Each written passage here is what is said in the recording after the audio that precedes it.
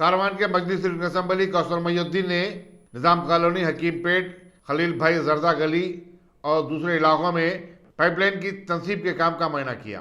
उनकी हमरा deputy executive engineer Sanaullah, मजलिसी कारपोरेटर नसीरुद्दीन और दूसरे भी थे।